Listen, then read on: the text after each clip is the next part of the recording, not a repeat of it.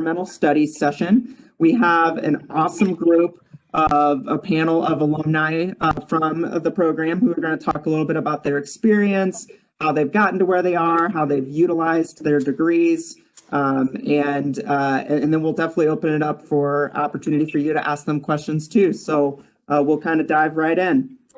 So some basics WebEx etiquette for you all. If you could keep your videos muted so that our panel members can come to the top of your session, that'll be great. Also, please keep your audio muted as well, just so we don't have any feedback as we are recording this session. If you do have any technical issues, do not be afraid to put that into the chat, and we will do our best to get that figured out. So if you do run into that, please let me know. And we will use the chat throughout the session if you want to ask questions that way of the panel members. So those are just a few basic WebEx etiquette things that we want you to focus on. All right, so we have an awesome group of, like I said, alumni from the program who are going to share some information about their background. So I'm just going to kind of tell you who's on the panel, and then I'll have each one introduce themselves individually with their background, their story, kind of how they've gotten to where they are. So we have Kaleb Pietkoski, who got his master's in applied geography. Stephanie Adams, who got her BA in, sorry about that, who got her BA in GES. Jack Hardwick, who got his BA in GES and a certificate in GIS. And Arielle Cassiday, who got her MA in applied geography. So we're going to start with you, Kaleb. If you could introduce yourself, name, professional title, degrees received or working on, and what you do for a living. Sure, yeah. So I'm Kaleb Pietkoski. Professionally, I am an air monitoring technician at the Pueblo Chemical Agent Destruction Pilot Plant. So what I do essentially is ensure environmental regulations are met and kept with plant air emissions, and also to make sure we maintain worker safety. Thanks, Kaleb. Stephanie, I'm going to pass it over to you. Hi, everybody. Thanks for being here. My name's Stephanie. I'm the site director at UCCS Downtown, an initiative that was launched 2 years ago to connect campus and the downtown urban core. And I actually finish my Master of Public Administration next Thursday, so I'm excited about that. Congratulations, Stephanie. It's exciting. Jack, pass it on over to you.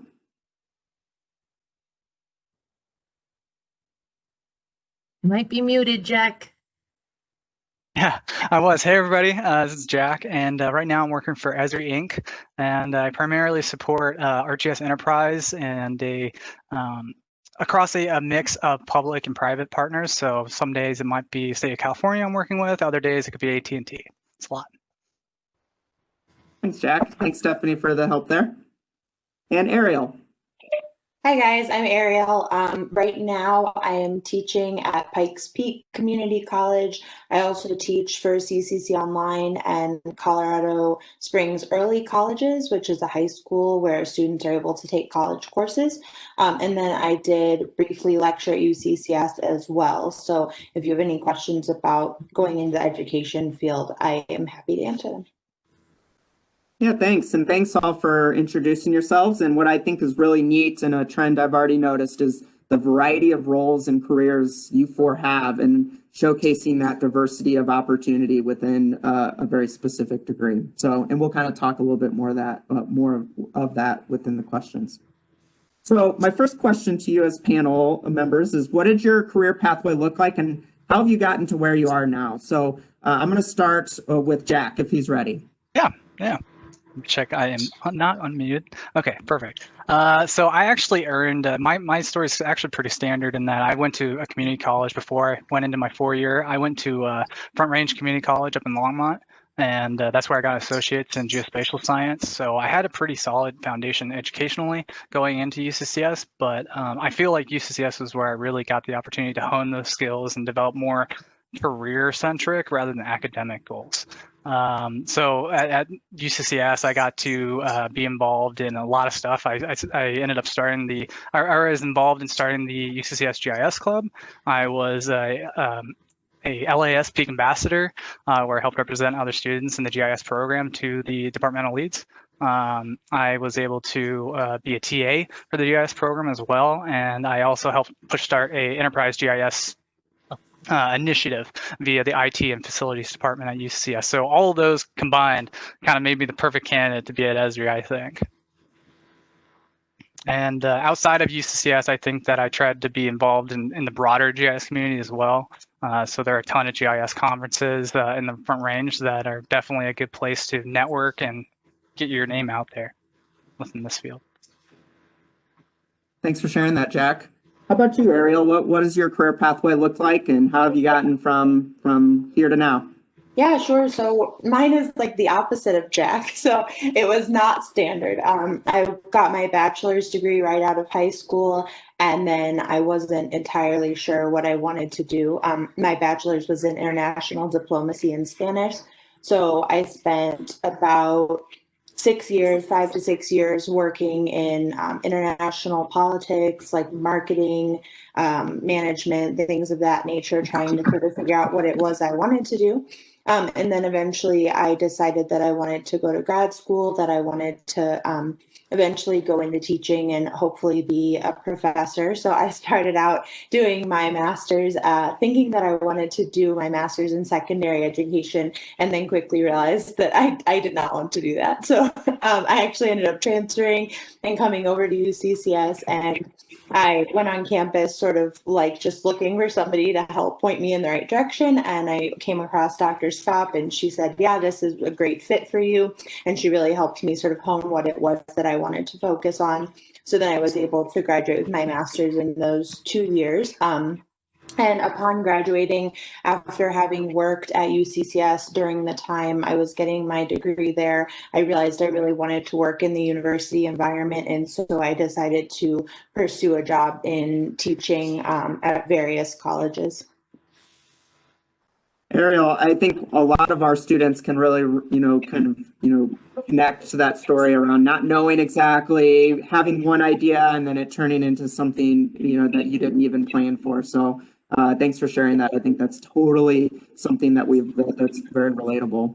Yeah, sure. Kaleb, how about you? What does your career path look like, and how have you gotten kind of to where you are?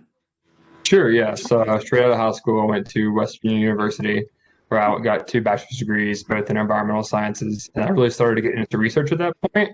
So I knew I wanted to go straight out of my undergrad master's. So at that point, that led me to UCCS. And then coming to UCCS, I started really getting heavily into environmental justice and looking at environmental regulations and local issues. That led me to the PFAS research I did for my thesis in Fountain, Colorado. So after obtaining my master's from UCCS, I really looked for type of environmental jobs, dealing with the public health, environmental justice. So I kind of went to an environmental planning position. I figured out that wasn't quite the pathway I wanted. So then I kind of veered towards more environmental regulation heavy. So that led me to where I'm at now with the Pueblo Chemical Agent Destruction Pilot Plant. We're really working with environmental regulations, using my emphasis on making sure the public is safe, the environment is safe, and really trying to use my skills from undergraduate and graduate school. Yeah, I like that extension of your undergraduate to graduate studies, because I think sometimes people think they're separate or, aren't connected, but you found a way to make those connections happen. Certainly, yeah. Stephanie, how about you? Oh, my path is a little bit windy as well. I was an undeclared undergraduate student for a while, and then found the geography department. It was a perfect mix of human, physical, cultural, social, historical. I remember Dr. Larkin drawing that kind of bubble cloud on the whiteboard, and I knew I was in the right place. So undergraduate in GIS led me, I wanted to go to a more urban environment, having been a native here. So I took myself up to Denver, and the only job I could find at the time was roadside assistant dispatching for AAA. So I got to use mapping and their mapping software and sending help out to people on the roadways. And after a while, I didn't like that anymore. So I came back to Pikes Peak Community College and got a GIS certificate. UCCS didn't have one at the time. It was wonderful. Fell in love with mapping, learned the ins and outs of mapping. Got an internship at the city for a year to do linear referencing on roadways that we maintain and saved the city about $85,000 in highway user tax fund money. So I thought I was destined to go the GIS route and looking at all kinds of GIS jobs. And then a nonprofit approached me and said that they really needed help managing their database. So if you're mapping all the time, you're definitely taking care of databases. So I decided to stay local and do that. Ended up spending 7 years in nonprofit management, doing a lot more than just database management. And in that 7 years, decided public service was what I wanted to do. So about 4 years ago, enrolled in the Master of Public Administration and trying to find a way that understanding our community links to serving the public. So that's my winding example. Yeah, and thanks for sharing the internship. I think that's an important, that's an important thing we want students to really gather, is an opportunity to gain experience in a pretty, in a 2 or 3 month period, if it's over the summer or over one of the semesters. That's a great way to see if something connects and clicks. So thanks for talking specifically about the internship. All right, question 2 is, what got you interested in pursuing a degree in your degree programs? So what was it that really drew you to that? So I know some of you talked about that in your either opener or last question, but go into a little more depth. So we'll start this time. We will start with Kaleb. Unmute here. So my main interest stems from a core belief that I have, which is I believe everyone should have public access to a clean, healthy environment. So no matter where you work, where you live, or where you play, you should not be worried about the air you're breathing in, the water you're drinking, or the land you're farming in or growing vegetables from. And unfortunately, that's not really the reality for most people. So growing up with that kind of driving force, I pursued these academic careers and degrees to try to really instill my beliefs, to make sure that those around me, my community members, can try, and it's the best way to get the access to these clean necessities, and try to maybe possibly expose the areas where we can do some work. We can really build upon different scientific literature and fix problems in our communities to make sure that we're not getting rare cancers, we're not building cancer clusters, to make sure that we all have equal access, equity across all races, genders, and sexualities for clean environment. So it sounds like it was a value that you had that really drove you towards this degree. That's cool. Thanks for sharing that. Stephanie, how about you? Like I said, the geography department kind of found me. I took an elective, and like I said, it was the intersectionality of all these disciplines and how they play out over physical space. I didn't love necessarily the physical science pieces as much as I loved the social, historical, and human geography pieces. But it's a wonderful base to go anywhere if you're dealing with people or places. So. Awesome. Thanks, Sharon. How about you, Arielle? I relate really strongly to what Stephanie said. I think that part of the reason I struggled for so many years to figure out what I wanted to do is because I didn't want to pigeonhole myself and get a degree in something that was so specific that I wouldn't feel free to pursue something else or something further.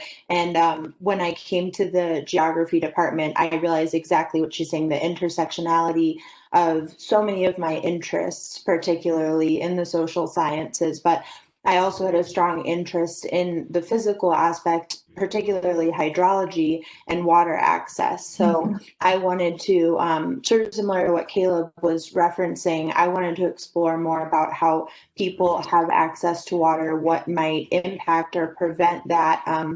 And that was sort of where my focus ended up being, which was great because geography is unique in that it allows people to explore both the physical and social sciences at once. And I think both Stephanie and Kaleb have alluded to that.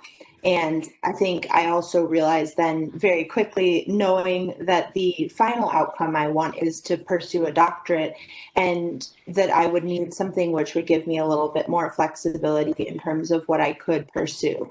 So I think just really Stephanie and Kaleb kind of covered that, but I would just echo what they said there. Yeah, not everyone might, you might hear the word geography and not think about those intersectionalities and how it really is a very much a cross-disciplined, interdisciplinary type of degree or major. Thanks for sharing that. Jack, how about you? So I might have a more selfish reason for why I looked into some of these things. For starters, maps have pretty colors, and I'm easily entertained, so that really spoke to me getting into the field. But furthermore, I felt like I didn't really expand on this in my intro, but I had a really, I think a really foundational, I guess, segment of my life growing up was the Boy Scouts. And so I always had appreciation for the outdoors, and that naturally kind of led into an interest in geography. And I was also lucky enough to get a lot of computer science classes when I was going into high school. So both of those technologies, both of those fields really were on my list of things to do at the time. So when I was looking for careers, I just happened to have a friend tell me about GIS, and I just realized, hey, this fusion of computer science and geography is perfect. And so I was hooked immediately. And kind of going off of what the rest of you have said, there's a lot of options with GIS. Sorry, I have a cat that wants attention. There's a lot of options with GIS. There's so much you can do. And so I definitely don't feel pigeonholed in my position right now. And I can go into teaching. I can go into IT support like I currently do. I can go into applications, whether it's environmental, or political, whatever the application you want. That option's there for me if I want to look into it. Yeah, and Jack, there's nothing wrong with being selfish. I own it. That's fair. You should be. It's a big decision thinking about what you want to do and major in. It's your life. That's right. So I appreciated that you shared that perspective. All right, next question is, what has been kind of your greatest takeaway from receiving your degree in GES or GIS, and even more broadly, a liberal arts education? Like, what are the things you've taken from your degrees that you utilize in either your everyday life or that really help drive the work that you want to do or where you want to be? So for this one, I'll start with Stephanie if she's ready. Sure. So the first thing I would say is just from UCCS and just higher education. I'm a first generation college student, certainly first generation master's degree holder in my family. So I think the biggest takeaway is that to really be at my best, I'll never stop learning. So that's just, something to take away there. But specifically from GES, I think it gave me a greater respect, awareness, and appreciation for cultures and lived experiences different from my own. Growing up in rural Eastern Colorado, everyone has a similar life, and we assume that's what everyone's lived experience is. And if it weren't for some of the awareness and insight that I took away from my education and from geography, the study of lots of different cultures, I probably wouldn't be as open-minded, and I certainly wouldn't be the same citizen that I am today. So, yeah, thanks for sharing that, Stephanie. How about you, Kaleb? Sure. I would say one of my biggest takeaways is to really embrace the flexibility of a GES degree and a liberal arts education, is to the points earlier that were made where there's a lot of intersectionality.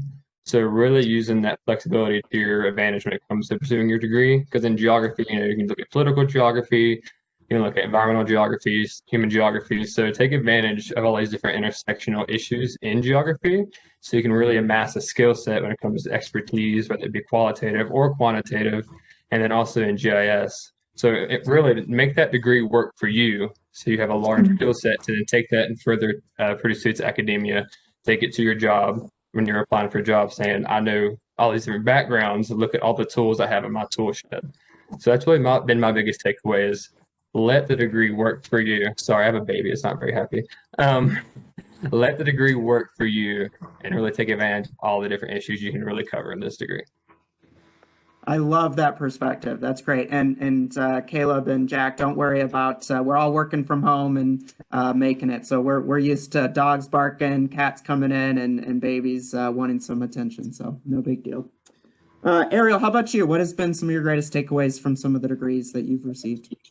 Yeah, so I would say a little bit related to what Kaleb was mentioning in terms of making a degree work for you and sort of showcasing to future employers, particularly what tools you have at your disposal. I've been looking into that quite a bit because a lot of my students, they say that their number one priority after graduating or upon graduating is to get a job. Like that's basically everyone's goal. I mean, some of them want to continue on to their graduate degree or go into research or something like this. But for most people, I think the point of getting a degree starts out as like, this is how I'm going to get a job. So for what Kaleb was saying, that is directly related to what my greatest takeaway has been from a liberal arts education in general, but also more specifically from geography, has been the ability to think critically. And I think that also relates heavily to what Stephanie was saying, because I am looking to help my students decide what is it employers are looking for. There's been a lot of research done which has shown that the number one thing employers are looking for is employees that have critical thinking skills.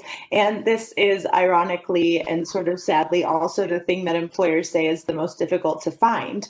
And I think that is because we're so focused on this like get your diploma, get a job sort of a situation that we don't take the time to learn critical thinking skills. And geography presents so many opportunities to learn critical thinking, whether it's through GIS, where you're learning critical thinking in like the way that I'm really bad at, like the computer science side of that, or whether you're looking at it from like Stephanie mentioned with the cultural aspect. I think all of those are so valuable, especially in our increasingly globalized society. But now that everyone's working from home, we're dealing with, you know, all of these sort of business interactions that might have been taking place in an isolated little microcosm. Now we're all being exposed to those. So I think for me that's definitely been the most useful piece. Yeah, and I think it's really important for students to not undersell their degree and their experience. Students with a liberal arts education has some skills that some of the other colleges don't offer as in depth. And so I think it's important to really highlight those and helping students understand that you can derive value out in the marketplace, whether that's for a company, starting your own business, or whatever types of goals they have. So thanks for sharing that, Arielle. Jack, how about you? What's been some of your greatest takeaways? So one of my largest takeaways, and I think I learned this the hard way a few times in a couple different contexts within UCCS, but coalition building is so important for achieving your long-term goals. You're not going to get anywhere by yourself, and I think we've all been talking a lot about the intersectionality of geography and how complicated and interconnected it all can be, and that can be really overwhelming. So trying to tackle that by yourself is just, you're setting yourself up for failure at that point, in my opinion. So that was my number one, is that reach out, ask people for help, talk to people. The only way we're going to fix our problems is together. That's great. And that collaboration piece never stops, even in this virtual environment. And in fact, it's probably become even more important. And you have to be more intentional about how you build your relationships and collaboration points. Thanks for sharing that, Jack.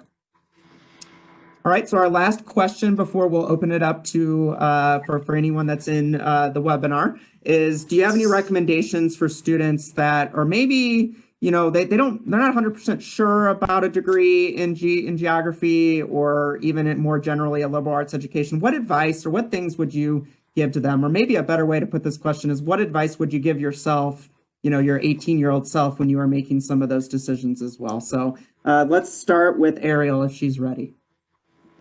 Yeah, sure. So I think going back to what I had mentioned about a lot of students are quite preoccupied with getting a job upon graduation. And I think for a lot of us, that was probably our focus as well. Even if it sort of took like a winding pathway to get there, that was always the end goal. And so I think one of the things I would say in terms of recommendations for students, you don't have to be 100% certain, because at the stage we have reached in terms of what employers look for, sometimes just having a degree at all is the way to get your foot in the door. So it doesn't always matter exactly what the degree is in specifically. And as many of us have alluded to, geography is a broad field in the sense that many employers might not try to pigeonhole you then. They might say, well, you have this degree, you could be applicable or useful in many different ways. And so just to have that at all is something beneficial. And then I think lastly, just to add that it looks like, so from the research that I've been doing, I actually just gave a presentation on this a couple of months ago, but I was doing some research with my current boss about what the geography field is going to look like in the next 5 to 10 years so that we could sort of help our students in terms of directing them for career goals and the labor market. Now, I will say this was research done prior to COVID, so we have to take that into consideration, but the labor market projects growth in the geography and environmental sciences field for the next 5 to 10 years. It does project slightly higher than average growth, and the average salary, or the median salary, I should say, is projected to be higher than average as well when compared with a lot of other fields, particularly in the social sciences. So that's something to consider, I think. Yeah, and we talk in the Career Center, we talk a lot about major does not equal career. And what we mean by that is the major you choose does not force you down one very specific path. You have opportunities and options, right? School, organizations, companies, they think about their talent as skill sets. And so you want to think about you as a skill set as well, and the things that you want to add to that. So I appreciated that perspective. Let's see. Let's move over to Kaleb. What might be recommendations you have for students who are kind of maybe on the fence about a degree in geography or a liberal arts education? Yeah, definitely. First, I would just tell them to take a breath, say it's okay to not know, and that's totally normal, and not really fret about that. And then the next step, I would then offer just what you think you want to do as a profession. Just do a quick Google search, and then see if that aligns with what you want to do. And if not, and then just keep researching and seeing something that eventually you think you'd want to do as a career profession. Maybe not for your whole profession, but for maybe a sizable chunk. And then, obviously see if GES and a liberal arts education lines up with that. And then another point I want to make is for first-gen students like myself and Stephanie Adams, don't be afraid to make your own social networks when it comes to reaching out for help and citing things, or you're trying to get a job later. Don't be afraid to make a call, send an email. The worst that could happen is they don't reply or they just say no. So it's okay to be kind of in limbo with the degree and a job market, but just do your research. If you have to, make your own social networks, reach out, use your resources, your professors and teachers, because most of them are going to want to help you establish a route through academia and into the job force. Such great feedback, Kaleb, and that research and taking action and doing the things yourself, showing that initiative is only going to serve you well in your career as well. So that's awesome. Jack, how about you? I relate a lot with what Kaleb said. Specifically, knowing what you like is really important to determine what kind of future career you'd like as well. So for me, it was pretty simple. I knew that I wanted to help people, I wanted to make a difference, and I was good at IT and geography. Those four things helped me kind of narrow down where I wanted to go. And I think I won't focus on that too much because Kaleb already really went into that. But furthermore, putting yourself out there, accepting opportunities, and just coming to stuff like this is a really important or easy way even to start to educate yourself on what's available. What are the options? Do I actually want to go into this field or not? You're not going to know until you do something and you act on that intent. So yeah, join something. Yeah, sometimes the best opportunities are the ones we didn't expect or were just put in front of us. Exactly. And you took advantage of it, right? Versus like, that doesn't fit into my plan, so I'm going to keep going, right? But sometimes that unexpected opportunity can lead to something, right? That's kind of what happened for me, especially. I coming into UCCS, this advice might not work for everybody, but I was kind of a yes man going into UCCS. You asked me to do something, I'll do it. And part of that led to me being here now. I don't think I'd have this position right now if it weren't for all the yeses and the opportunities given to me. Love it. Love that story. Stephanie, finish us out here on this question. What recommendations do you have? Well, it's so funny, Danny. I literally wrote a note over here about talking about don't be locked into a plan, because I think it can really make you ignore opportunities and give yourself the grace to see what does and doesn't work for you. I will say that I focused a little bit on the money at one point, and I got myself a focus. No offense to anyone that does GIS every single day. I think it's wonderful, but Once I was finishing my internship at the city, I knew I loved maps. I knew I loved talking about maps and discussing content, but being in a cubicle, linear referencing for hours and hours at a time is not something that my personality can do. So my advice would be look at what the practical day of what you think that job is going to be, or maybe ask some questions of your professors, do some online research, and figure out if you love maps and you love people, figure out how to get in that vein. If you love control and data and computers and very predictable hours, then go that vein. But don't just make it about the money and end up not liking what you're doing. I mean, I don't think someone would do that anyway, but try to remember that to look at what their regular work is going to be like. So presenting the map and hearing people's questions, love that part. All the work that goes into it before that. Independent work, not so much. And the other thing I would have done that I didn't do as an undergrad is go to the Career Center, get help with my resume, be a part of a club, establish a coalition of colleagues, both professors and students. That stuff's invaluable when you get older and you have to pay to have your resume reviewed, or you have to pay for someone to help you write a cover letter. So don't forget to do those things too.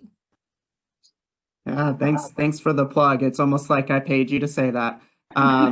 But I love the talks about, building, you can build a plan all day, but, you got to be open to being flexible to changing that plan as opportunities come or information comes in. And, a very simple way to see if you might like some of the work is shadow. You can shadow professionals in your field, and you can do that virtually. You can set that up via a Zoom meeting where they can talk through and you can hear some of the stuff happening within the field. So I just wanted to kind of jump on that. So now's a time for our audience to throw any questions in the chat. Whether it's specific to a person or more broadly for all four panelists. Please start putting those in. So we've got one, so I'll throw that out there. So can you talk about getting involved in things outside the classroom and how that's helped you? So I'll kind of leave this open to anyone that wants to take it. I would be super happy to answer that question if anyone else doesn't mind my going first. Only for two reasons. One is I just wanted to say briefly how really, really cool I think it is that so many of us are first generation college students. I was the first person in my family to get a degree, and then all of my siblings followed suit, and then I was the first person to get an advanced degree, and now all of my siblings are following suit. So I think that's definitely something Stephanie mentioned, was when you are a first generation college student, you might not know what to do. Like for me, I had no idea what I was doing ever. I didn't even know what graduate school was when I was in undergrad. I thought you just went to school for 4 years and then like you were a lawyer or whatever. I had no idea. And so I think one of the things in reference to Margie's question that relates to that is if you have no idea what you're doing, the best thing to do is go be around other people who also have no idea what they're doing, and you'll figure it out together. My undergrad institution was not particularly welcoming. It was a sort of like old, I don't know, it was this very intimidating environment, kind of like Ivy League situation. And I felt like an outsider. And one of the things that was so different for me when I came to UCCS was that everyone made me feel welcome.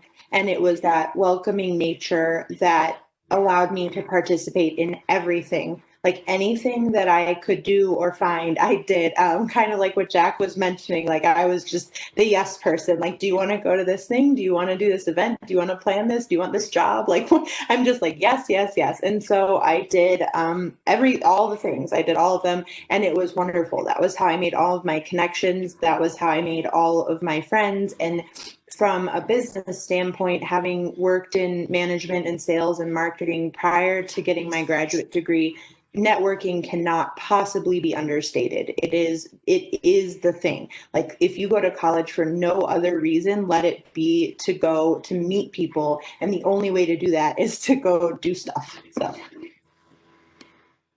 Love it. Thank you, Arielle. Anyone want to add to that? I can kind of answer this from maybe a perspective that Margie didn't intend when she asked it. But for me, when I saw this, I was thinking I didn't have any time to do anything outside of the classroom with all the other stuff I was doing. So for me, it was really important to just have that work-life balance. Having like 5 different responsibilities on campus, I was there almost nonstop. So being able to manage that and balance that is really important if you want to stick with it. It's really easy to get burnt out on something if you put everything into it all the time. That's also really good feedback and something that people need to carry as they move into their careers as well. So we've got, first, Dr. Scott, thanks so much for putting in the chat, an awesome resource to find out about careers in geography. So definitely go check that out if you have the time. So our next question says, from Shannon, says, I'm having a hard time trying to figure out an internship or job after I graduate in May. I'm not really sure where to look, and most of the internships that I get in emails don't really work out for me, so I'm sort of at a loss. So maybe helping the student think through, like, what are strategies to look for internships and jobs, and how to maybe do that outside of just looking at, a job board. Conferences. That's one of the best ways, and for me, I think I actually got a reference from Esri from a woman that I met at a conference. So that went a long way for me. You never know who you'll find at these kind of things. And there's tons of GIS conferences on the Front Range. So they're always happening. It's a little different now, obviously, but with COVID, but those kind of things are constantly going on. If you show up, you're going to meet somebody, you make that connection, you never know where it could take you. Yeah, and Jack, we've noticed a lot of professional associations during this time are offering their conference virtually for free or very cheap. Mm-hmm. So this is maybe a good time to even take advantage of that. Anyone else want to add to that? Just other strategies or things to think about? I can definitely give the Career Center perspective, but I wanted to see if you all have any thoughts. Sure, I'll jump in real quick. Kind of to what Jack said about connections. While they may not be advertised formal internships, I would just say possibly reach out to your immediate network of professors you work with or are close with and see if they need any help doing research, writing, kind of in a formal type of internship, something that still looks good on a resume, where, basically using your local network to provide opportunity for you while it may not be advertised somewhere else.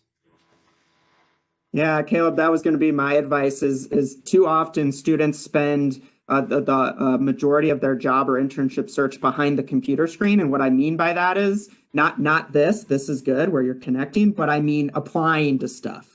And applying to stuff is good. You're going to have to do that, but also think about how you can build that network and proactively build it. And, oh yeah, I had that professor a couple of years ago. Maybe I should reach back out. Or, hey, yeah, I remember that peer that was in my class and he talked about this. Maybe those are the types of relationships that can ultimately kind of help you maybe get that first opportunity.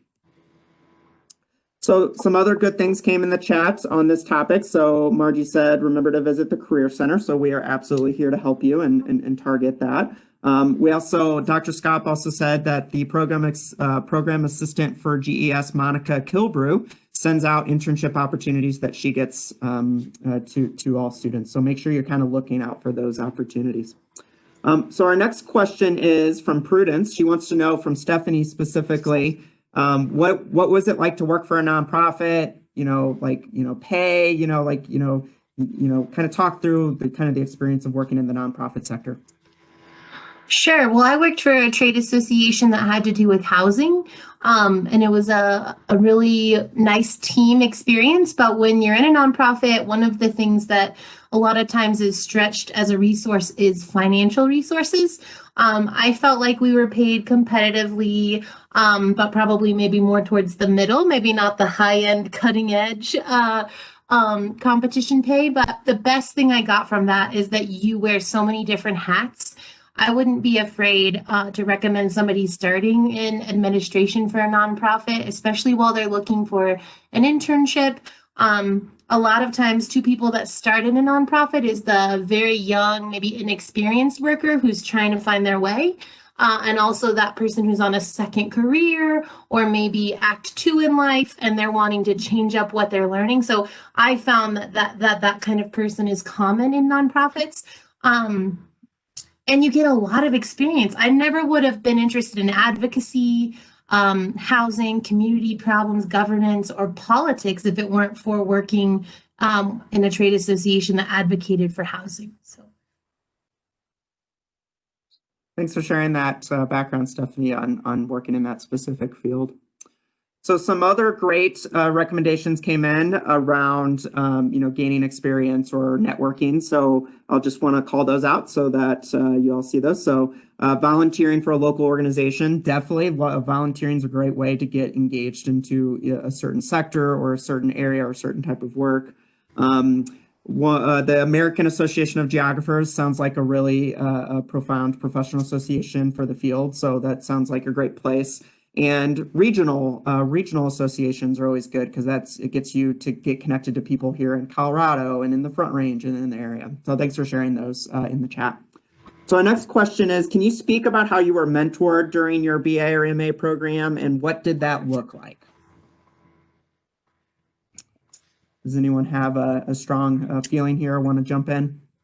I can talk briefly to that. I'm sure everybody here, all the panelists also had a similar experience in that, and Kaleb mentioned this earlier, is developing those relationships with your professors and finding out what kind of stuff they have on the slide is a great way to develop these opportunities. And that's kind of how it went for me. Like I'm really involved in class. I enjoy GIS. I wanted to be a TA. So I got involved with that. And obviously being a TA, you speak with the teachers a lot, and that would inevitably lead to these other opportunities exposing themselves. But I think from a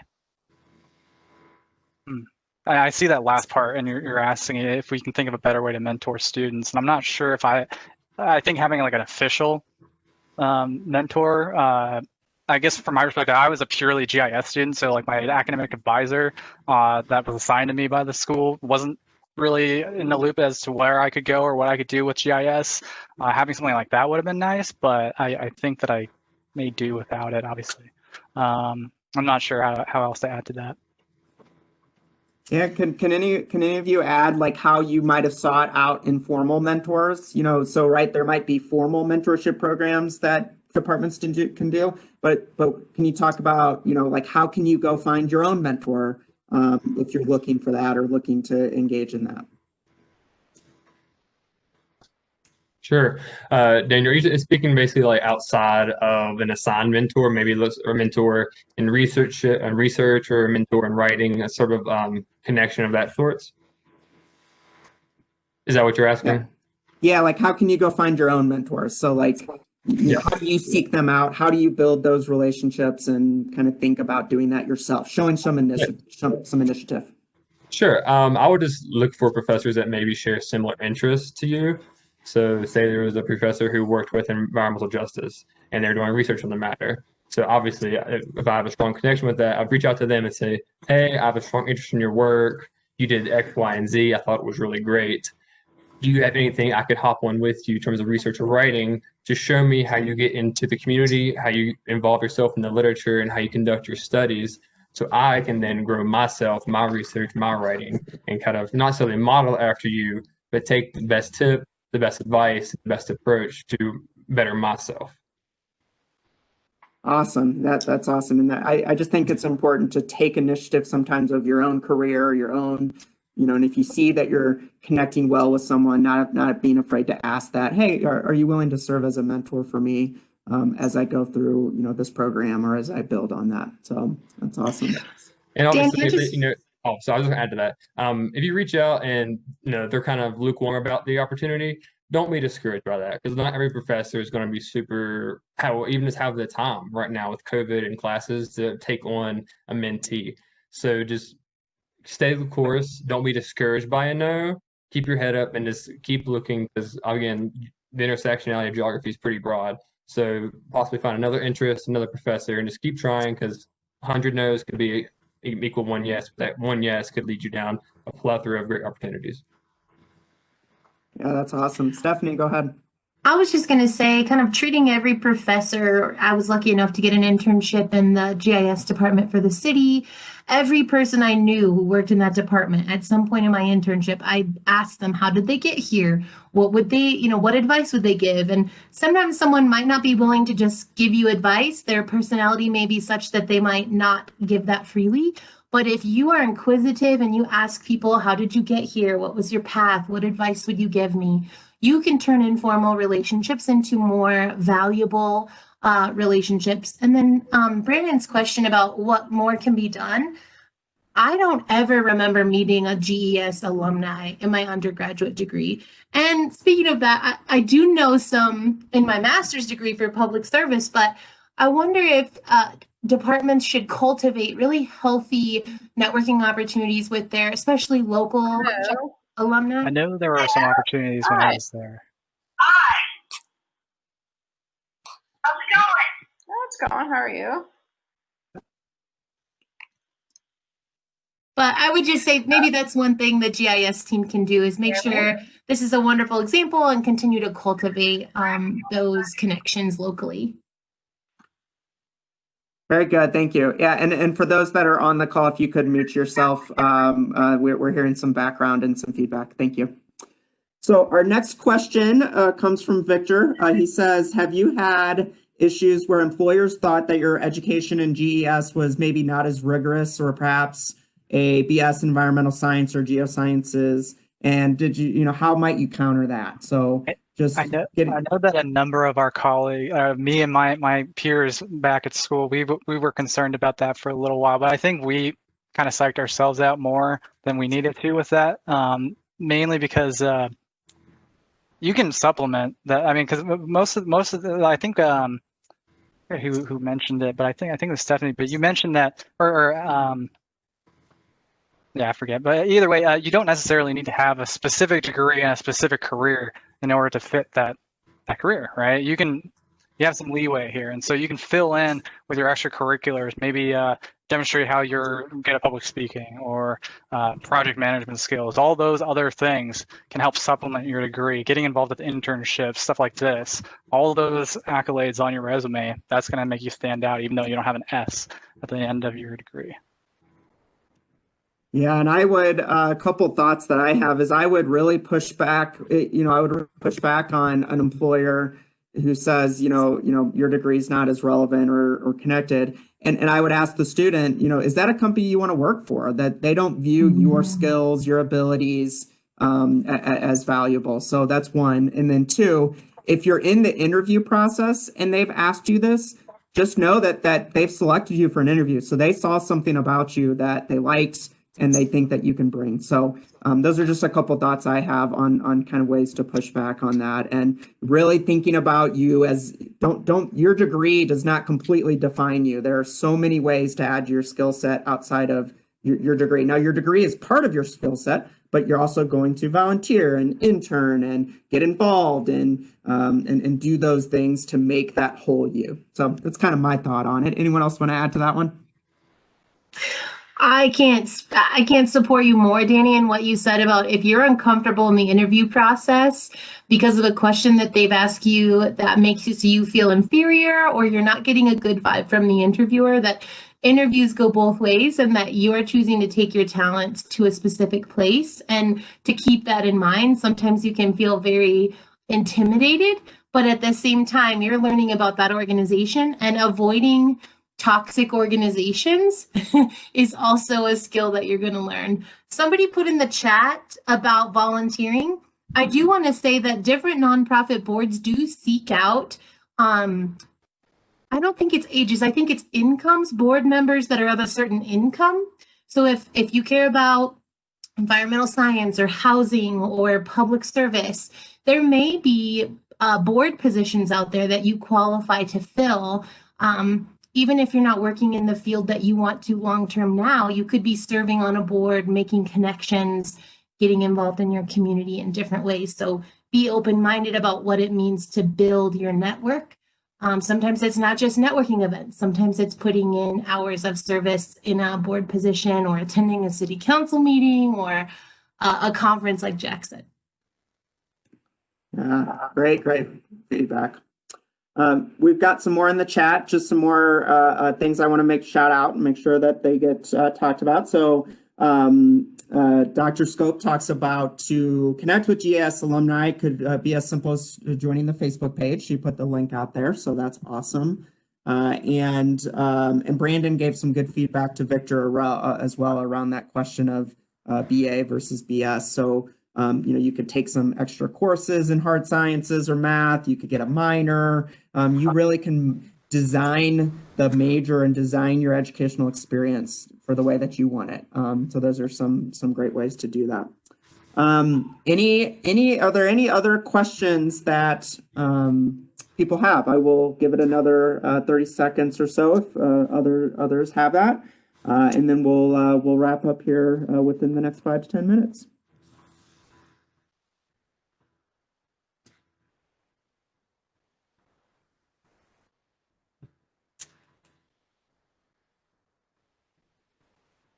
All right, so seeing none, I want to thank our awesome, one came in, let's take it. So do you know if any of your current employees or employers are offering internships or employment opportunities? So anything, kind of within your department or within your company that you may know about?